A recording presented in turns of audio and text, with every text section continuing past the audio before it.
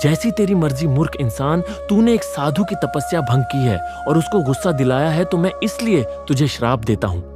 तेरी मूर्खता के कारण आज के बाद से तेरा जीवन कष्टों से भरा हो जाएगा और जब भी बारिश होगी तो तेरी फसल हमेशा खराब हो जाएगी।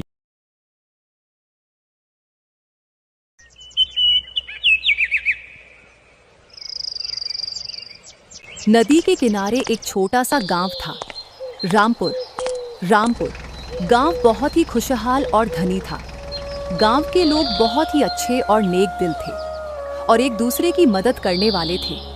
अगर किसी को मुसीबत में देखते थे या कोई परेशानी होती थी तो गांव वाले सबसे पहले उसकी मदद के लिए हमेशा खड़े रहते थे। अरे भोला भैया, कैसे हो? ठीक से तो हो ना? सब कुशल मंगल है घर पर? भाभी जी भी ठीक हैं कि नहीं? और जरा तनिक अपने हालचाल बताएं देव। रामू भैया, हम तो एकदम ठीक हैं, फर्स्ट क्लास। ऊपर वाले की कृपा से सब कुछ घर में अच्छे से हो रहा है। घरवाली भी ठीक है, बच्चे भी ठीक हैं। तुम भी जरा कुछ अपने हालचाल बताइए। देव, खेती बाड़ी अच्छे से हो जा रही है ना? इस बार की फसल कैसी रही? हालचाल तो हमारे भी एकदम ठीक है, बढ़िया है। घर पर भी सब कुछ ठीक ठाक है। और इस बार की फसल के बारे में क्या ही कहना भैया, एकदम लाजवाब फसल हुई है। एक नंबर का अनाज पैदा हुआ है इस बार। बस एक ही चिंता खाए जा रही है कि कहीं इस बार भी हर बार की तरह बारिश ना हो जाए, कसके और समूली फसल खराब हो जाए, अनाज सड़ जाए। बस यह चिंता लगी रही है। हाँ भैया, अब का कहा जाए, फसल तो हर बार बहुत अच्छी होती है, लेकिन हर बार बारिश भी बहुत कसके होती है, जिससे पूरा अनाज सड़ जाता है। गांव में सब कुछ तो ठीक है, लेकिन एक ही दिक्कत है, जब भी बारिश होती है तो बहुत ज्यादा ही बारिश होती है, जिससे पूरा अनाज सड़ जाता है। लगता है कि यह बारिश नहीं है, गाँव वालों के लिए एक श्राप है, जो किसी एक के कर्मों का फल पूरे गाँव को भुगतना पड़ता है। हाँ, हमको भी कुछ ऐसा ही लगता है भैया कि यह बारिश श्रापित है ना। जाने किसके कर्मों का फल पूरे गांव वालों को भुगतना पड़ता है। और अब चलो, जल्दी से बारिश का मौसम है, ना जाने कब बारिश शुरू हो जाए।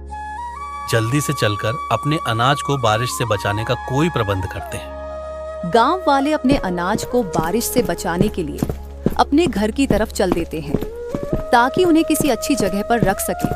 और तभी अचानक से जोरदार बारिश शुरू हो जाती है और फिर हम देखते हैं एक टूटी फूटी झोपड़ी के अंदर एक गरीब और बूढ़े ब्राह्मण को, जो बारिश में ठिठुरा हुआ अपनी झोपड़ी के अंदर बैठा हुआ है। रहम रहम, हे ऊपर वाले, मेरे ऊपर थोड़ी सी तो दया दिखा। तू तो बहुत अच्छी तरीके से जानता है कि मैं बदनसीब अभागा ब्राह्मण हूँ, और तुझे यह भी पता है कि यह बारिश मेरे लिए श्रापित है, जो मेरा सब कुछ बर्बाद कर देती है। जब जब बारिश होती है तो मेरी झोपड़ी इस बारिश में टूट जाती है और मेरा सारा अनाज पानी में भीग जाता है, बह जाता है और सड़ जाता है, जिस वजह से मेरे खाने के लाले पड़ जाते हैं और मुझे ज्यादातर भूखा ही रहना पड़ता है। तो ऐ भगवान, थोड़ी सी तो दया कर मेरे ऊपर, वरना इस बार भी मुझे भिक्षा मांगकर अपना पेट भरना पड़ेगा। हाँ, मैं मानता हूँ कि मुझसे बहुत बड़ा पाप हो गया है, लेकिन मैंने उसे जानबूझकर नहीं किया है। अब मेरे बुरे कर्मों की भगवान मुझे इतनी बड़ी सजा मत दे। रामदत्त झोपड़ी में बैठा हुआ अपने आप से बातें करता हुआ बड़बड़ा रहा होता है और अपने आप को बर्बाद होता हुआ देख रहा होता। बारिश में उसकी झोपड़ी की छत से पानी टपक रहा है और उसकी अनाज की बोरियों के ऊपर गिर रहा है, जिस वजह से उसका अनाज पूरी तरह से सड़ जाएगा। तभी रामदत्त सोच में पड़ जाता है और अपने बीते हुए अतीत के बारे में सोचने लगता है कि किस तरह से उसको श्राप मिला था। एक बहुत बड़े ज्ञानी साधु महाराज रामदत्त के खेत में एक पेड़ के नीचे बैठकर अपनी तपस्या कर रहे होते हैं और तभी रामदत्त उनके पास आने लगता है। रामदत्त उस वक्त जवान था, उसके शरीर में ताकत थी और उसे क्रोध भी बहुत आता था। और फिर रामदत्त ने क्रोध में साधु महाराज से, अरे ओ साधु बुढ़ू, तुम्हें यहाँ पर मेरे खेत में बैठने की इजाजत किसने दी? तुम जानते भी हो कि ये खेत किसके हैं, और तुम जिस पेड़ के नीचे बैठे हो उस पेड़ का मालिक कौन है? अरे बेटा, गुस्सा नहीं करते, हम तो संत आदमी हैं, हमें मोह माया से कुछ भी लेना देना नहीं है। और क्या तेरा क्या, मेरा इस तरह की बातें नहीं करते। इस तरीके की बातें छोटे विचार वाले लोग करते हैं। ये पूरा संसार तो ईश्वर का रचा हुआ है और हम लोग को भी ईश्वर ने ही रचा है, और यह संसार एक दिन मिट जाएगा, हमें भी मिट जाना है। तुम्हें भी मिट जाना है, तो इतना अहंकार अच्छा नहीं होता है मेरे बेटे। एक बात बोलूं बुढ़े, मैं बार बार नहीं बोलता तो मैं आखिरी बार तुझे चेतावनी दे रहा हूं। जितनी जल्दी हो सके अपना बोरिया बिस्तर समेट के यहां से पतली गली से निकल लो, नहीं तो तुझे भी तेरे सामान के साथ उठाकर बाहर फेंक दूंगा। मेरा ज्यादा दिमाग मत खराब कर। रामदत्त की बात सुनकर साधु महाराज को बहुत तेज गुस्सा आ जाता है और गुस्से में ही वह रामदत्त को श्राप दे देते हैं। तो जैसी तेरी मर्जी मूर्ख इंसान, तूने एक साधु की तपस्या भंग की है और उसको गुस्सा दिलाया है, तो मैं इसलिए तुझे श्राप देता हूं। तेरी मूर्खता के कारण आज के बाद से तेरा जीवन कष्टों से भरा हो जाएगा और जब भी बारिश होगी तो तेरी फसल हमेशा खराब हो जाएगी। और अगर तू इस खेत से अनाज काट कर अपने घर ले जाएगा तो इतनी ज्यादा बारिश होगी कि तेरे घर में हर जगह पानी पानी भर जाएगा और तेरा सारा अनाज सड़ जाएगा। श्राप मिलने के बाद रामदत्त के पैरों के नीचे से जमीन खिसक जाती है और फिर वह माफी मांगते हुए साधु महाराज से कहता है, महाराज मुझे माफ करें, मुझसे बहुत बड़ी गलती हो गई है। मैंने अनजाने में आपकी तपस्या भंग कर दी है। मैं अहंकार के नशे में चूर था, इसीलिए मैंने आप जैसे एक महान साधु का अपमान कर दिया है। क्षमा करें महाराज, क्षमा करें। मैं तो मूर्ख आदमी हूं, लेकिन आप तो बहुत बड़े संत हैं, ज्ञानी हैं, परोपकार करना आपका कर्तव्य है। रामदत्त की इन बातों से साधु को उसके ऊपर दया आ जाती है और वह कहता है, ठीक है, मैं अपना श्राप तो वापस नहीं ले सकता हूं, लेकिन इससे मुक्ति पाने का तुम्हें एक उपाय जरूर बता देता हूं, जिससे तुम इस श्राप से हमेशा के लिए मुक्त हो जाओगे। और फिर साधु बाबा रामदत्त को इस श्राप से बचने का उपाय बताते हैं और वहां से चले जाते हैं। और फिर बेचारा रामदत्त उदास होकर अपने घर को लौट आता है। और फिर रामदत्त अपने ख्यालों से बाहर आता है तो हम देखते हैं कि गांव वाले इस श्रापित बारिश से बहुत ज्यादा परेशान हो गए हैं और उन लोगों ने मिलकर एक पंचायत बुलाई है, जिसमें गांव के सरपंच के सामने इस समस्या को रखते हैं ताकि वह गांव वालों की भलाई के लिए कोई रास्ता निकाल सके और गांव वालों का जीवन खुशहाली भरा हो जाए। सरपंच जी, आप तो बहुत अच्छे से जानते हैं कि गांव के क्या हाल है। बारिश से सबका हाल बुरा हो गया है। सबके घर की छतें बारिश से टपकने लगी है और गांव वालों का पूरा अनाज बारिश में भीग कर सड़ गया है। ऐसा ही चलता रहा तो गांव वालों के खाने के लाले पड़ जाएंगे, क्योंकि जब अनाज ही सड़ जाएगा तो खाएंगे क्या। हम लोग और आप ये बात अच्छे से जानते हैं कि ये किसकी वजह से हो रहा है, तो किसी एक के कर्मों के पापों का फल पूरे गांव को क्यों भुगतना पड़े। अरे हम लोग तो कहते हैं कि इस रामदत्त ब्राह्मण को गांव से बाहर निकाल देते हैं, ना रहेगा बांस न बजेगी बांसुरी। तुम लोगों को चिंता करने की कोई जरूरत नहीं है। मेरा भी ध्यान इस बात के ऊपर कई बार गया है और मैंने लोगों से भी ये बात सुनी है कि ये बारिश इस अभागे ब्राह्मण की वजह से हो रही है। मैं आज ही उसको बुलाकर उससे बात करता हूँ और उसको गांव से बाहर जाने के लिए बोल देता हूँ, और अगर वह ऐसे नहीं मानेगा तो धक्के मारकर उसको गांव से बाहर निकाल दिया जाएगा। देखो रामदत्त, तुम्हारी वजह से गांव वालों को बहुत ज्यादा दिक्कत झेलनी पड़ रही है। ये बात गांव वाले बहुत अच्छी तरीके से जानते हैं कि तुम्हें एक संत साधु ने श्राप दिया था, और इस श्राप की वजह से गांव में इतनी ज्यादा बारिश होती है कि लोगों की छत टपकती है और उनका अनाज भी सड़ जाता है। तो यह एक श्रापित बारिश है जो तुम्हारी वजह से यहाँ पर हो रही है। तो हम लोग चाहते हैं कि तुम इस गांव को छोड़कर कहीं और चले जाओ भाई। तुम्हारे पापों के कर्मों की सजा निर्दोष गांव वाले क्यों भुगते। सरपंच जी ऐसा मत कहिए, भगवान के लिए थोड़ी सी दया दिखाइए। अब इस बुढ़ापे में मैं इस गांव को छोड़कर कहां जाऊंगा, दर दर की ठोकरें खाता फिरूं। मैं मेरा पूरा जीवन यहीं पर बीता है और मैं चाहता हूं कि यहीं पर मेरी चिता भी जले। देखो रामदत्ता, फालतू की बकवास करने से कोई फायदा नहीं भाई। तुम्हारे पापों की सजा निर्दोष गांव वाले क्यों भुगते। जब श्राप तुम्हें मिला है तो श्राप का असर तुम पर हो। तुम्हारे साथ सीधे साधे गांव के लोग क्यों परेशान हो। 1 हफ्ते का टाइम तुम्हारे पास है, अपना सारा सामान बंद कर रख लो और कहीं दूसरी जगह रहने का प्रबंध भी कर लो और तुम अब जा सकते हो।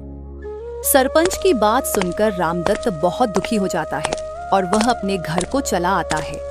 अब उसका दिमाग बिल्कुल भी काम नहीं कर रहा है, क्योंकि उसे अब इस गांव को छोड़कर जाना होगा। और फिर अगले दिन हम देखते हैं कि गांव में एक नई स्कूल टीचर आई हुई है, जो एक गांव वाले से रामदत्त के बारे में पूछती है। अरे भैया जी, यह रामदत्त ब्राह्मण का घर कहाँ पर है? आप जरा बता देंगे मुझे। हाँ, मैं उस अभागे ब्राह्मण का पता जानता हूँ। मैं आपको बता सकता हूँ। उसका घर भी मुझे पता है, लेकिन सबसे पहले बताओ कि तुम हो कौन? इससे पहले तो तुम्हें कभी इस गांव में देखा नहीं।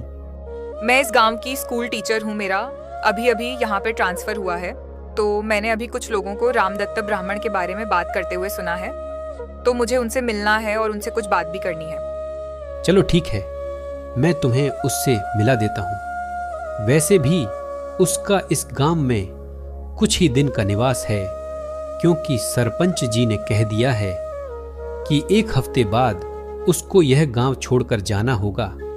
तो आखिरी बार तुम भी उससे मिल ही लो। और इतना कहने के बाद गांव वाला सुधा को लेकर रामदत्त की झोपड़ी की तरफ चल देता है और उसकी झोपड़ी तक उसे पहुंचा देता है। सुधा रामदत्त की झोपड़ी तक पहुंच जाती है और बाहर से ही खड़ी होकर आवाज लगाने लगती है। और फिर कुछ देर बाद बूढ़ा रामदत्त झोपड़ी से बाहर निकलता है। बेटी तुम कौन हो और यहाँ किससे मिलने आई हो? मैंने तो कभी भी तुम्हें इससे पहले इस गांव में नहीं देखा है। जी मैं आपको सब बताती हूँ। मेरा नाम सुधा है। मैं एक स्कूल टीचर हूँ और आपके गांव में मेरा अभी अभी ट्रांसफर हुआ है। तो अभी मैं आ रही थी, तो रास्ते में मैंने एक पंचायत देखी जिसमें सब लोग आपका नाम लेकर आपके बारे में बातें कर रहे थे, जो कह रहे थे कि आपको इस गांव से बाहर निकाल देंगे क्योंकि आपको एक साधु ने श्राप दिया है और उस श्राप की वजह से यहाँ पर बहुत ज्यादा बारिश होती है। तो गांव वालों ने यह फैसला किया है कि जब आप यहाँ से चले जाएंगे तो यह श्रापित बारिश भी आपके साथ चली जाएगी। हाँ तुमने बिल्कुल सही सुना है। वह लोग मेरे बारे में ही बात कर रहे थे। तो 1 हफ्ते के अंदर मुझे यह गांव छोड़कर जाना है, इसीलिए मैं अपना सामान तैयार कर रहा था। यहाँ से जाने के लिए तो ठीक है, तुम बताओ यहाँ किस लिए आई हो? मैं तो यहाँ पर आपकी मदद करने के लिए आई हूँ, तो कृपया आप मुझे उस श्राप के बारे में बताएं कि क्या हुआ था आपके साथ। और फिर इसके बाद रामदत्त सुधा को अपनी झोपड़ी के अंदर लेकर जाता है और उसे एक पोटली लाकर दिखाता है जिसमें उस श्राप के बारे में लिखा हुआ था कि वह श्राप क्या है और कैसे उससे मुक्ति मिल सकती है। यानी कि उस श्राप से बचने का उपाय भी उसी पोटली में ही था। अरे इस पोटली में तो इस श्राप से बचने का उपाय लिखा हुआ है। आपको तो सिर्फ किसी की मदद करनी है, और वह भी इस तरीके से कि सिर्फ बारिश से किसी के खेत को बचाना है। तो यह तो बहुत ही आसान काम है। तो चलिए मैं इसमें आपकी मदद करती हूँ और आप किसी के खेत को बारिश से बचाकर इस श्राप से हमेशा के लिए मुक्त हो जाएंगे। फिर इसके बाद सुधा और रामदत्त गांव के खेतों की तरफ निकल जाते हैं, जहां पर वह खेतों में पहुंचकर देखते हैं कि गांव के लोग खेतों में काम कर रहे हैं और थोड़ी ही देर बाद खेतों में जोरदार बारिश शुरू हो जाती है। बारिश की वजह से खेतों में काम कर रहे लोग अपने घरों की तरफ भागने लगते हैं। रामदत्त आप देख रहे हैं ना, यह बिल्कुल सही टाइम है आपका इस श्राप से मुक्त होने का। ऊपर वाले से भी तुम्हारे इतने सारे दुख देखे नहीं जा रहे हैं, तभी तो उसने बिल्कुल सही समय पर बारिश शुरू कर दी है। तो अब तुम्हारा भी यह कर्तव्य बनता है कि तुम अपने काम को पूरा करो और इस श्राप से हमेशा के लिए मुक्त हो जाओ। हाँ तुम बिल्कुल ठीक कहती हो। शायद ऊपर वाला भी मेरा साथ दे रहा है। वह भी चाहता है कि मैं इस श्राप से मुक्त हो जाऊं, तभी तो उसने बिल्कुल सही समय पर बारिश शुरू की। अब मैं अपना काम पूरा करूंगा और इस श्राप से हमेशा के लिए मुक्त हो जाऊंगा। वो जो सामने वाला खेत है उसमें बहुत तेजी से पानी भर रहा है। मैं उस खेत में पानी भरने से उसे बचा लूंगा ताकि उस खेत की फसल खराब ना हो। इससे मैं किसी की मदद कर दूंगा और उसका खेत बच जाएगा। इसके बाद मैं श्राप से मुक्त हो जाऊंगा। इसके बाद रामदत्त उस खेत की तरफ एक फावड़ा लेकर बढ़ता है जिसमें पानी भर रहा होता है और खेत में पहुंचकर फावड़े की मदद से उस खेत की मेड़ को काट देता है, जिससे भरा हुआ पानी बाहर दूसरे खेत की ओर जाने लगता है और उस खेत में पानी नहीं रुकता है, जिस वजह से उस खेत की फसल भी खराब नहीं होती है। और देखते ही देखते रामदत्त उस श्राप से हमेशा के लिए मुक्त हो जाता है। और फिर इसके बाद बारिश थम जाती है और एक नई सुबह होती है। ये सुबह बहुत ही खुशहाल होती है। गांव के लोग बहुत खुश होते हैं। खेतों में फसलें लहरा रही हैं, परिंदे आसमान में चहचहा रहे हैं